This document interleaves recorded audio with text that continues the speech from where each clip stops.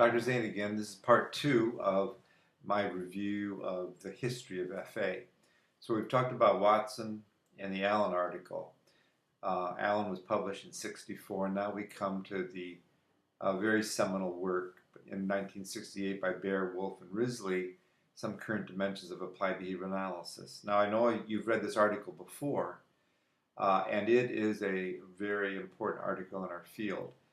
So at this point in time, these three behaviorists in great detail lay out our science as it applies to the study of human behavior. And we've moved from the introspection era of psychology in 1913 to the beginning of using our knowledge about science and the role of consequences in the Allen, as illustrated by the Allen article. And now we're formalizing our science in terms of the dimensions and what do they call them, 7 characteristics, the 7 dimensions of applied behavior analysis: technological, analytic, behavioral, so forth and so on. So you know all of that. You've read it before. But again, it's a really nice, important piece. You can see how we're evolving towards a more technological study of the variables that influence behavior. So I hope you reread the Baer, Wolf, and Risley article again. You should always keep that one. It's really a seminal piece of work. Same year then, Bijou, Peterson, and Alt, another 3 radical behaviorists, published this article in JABA, A Method to Integrate Descriptive and Experimental Field Studies at the Level of Data and Empirical Concepts. Now, the importance of this, I believe, is to further ingrain the systematic study of human behavior into our practices. So again, we look at this and we think, well, yeah, we know all of this stuff, right? But back then, it was pretty new and novel and on the cutting edge.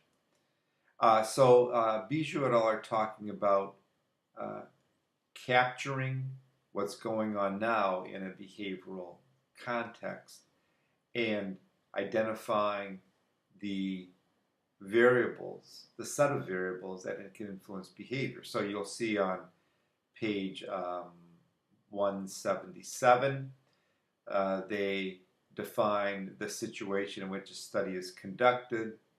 Then they go on to define the behavioral and stimulus events in observable terms. Again, a focus on observable behaviors, operationally defined using words that refer to concrete and observable events. You can see on the bottom of page 178 the beginnings of an ABC analysis that we all are very familiar with, but back then this was noteworthy to publish. Incredible, isn't it? It was important enough new knowledge to report on it in a scientific journal like JABA. They go on to talk about the definition and how to record. On the bottom of page 181, they show an example of basically interval data, right? And a way to record, I believe, prompts. And again, they talk about reliability. Again, the importance of this is to illustrate that leading up to our FA work in '82, some of these studies are being published that are putting all the pieces into place for us to eventually evolve to that technology of functional analysis. So after that work by Bijou, then the year later, we have the Lovaas study. Not the famous one where he showed that intensive behavioral services can result in children with autism becoming indistinguishable from their peers, but rather this is the shock study that you've probably heard all about at one point or another, where he had some young children who were self-destructive. That's the word for it back then, or the phrase for it. And he applied shock to stop those behaviors. Now, Why is this study important? Well, certainly it was important in that he used shock. That was quite controversial, of course, and as you probably know or could guess, Lovaas got a lot of bad press about this. Um, but the other important piece that I like about this study, again, that kind of makes it stand out in the evolution towards FA, is that it's, again, the manipulation of the consequences as similar to what the Allen article did. Now, it's a different population. We're talking now about destructive behavior, not a social behavior, right? Um, and as Lovaas writes, the paper seeks to clarify further the variables that control self-destructive behavior. From his first study in 1965, they learned that destructive behavior is learned and it could be considered social and be maintained by social reinforcement, as at least with some individuals, self-destruction could be reinforced by social mediation, right? But there wasn't much of an analysis in terms of the function.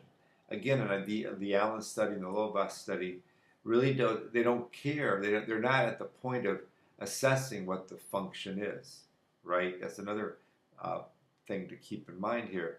They're just going for the consequences, right? So Allen figured positive consequences would work. Lovaas thinks, well, if we're going to test extinction and we're going to test punishment and see which one works or works better, right? So Lovaas et al. Admit that there could be some social mediation that maintains self-destruction, but that's why they had the two conditions here: extinction and the shocking. So so read this study, appreciate this study for the original one where he did shock, right? And that's important in and of its own right, but also get a feel for its historical value in that we're still not really doing anything about assessing the true function, why these behaviors occur. In this case in particular, we're just trying to punish it and override whatever consequences we're maintaining it. And so I hope you like this one. Again, it's another classic and very historical one. We're going to end here and we'll go to part 3.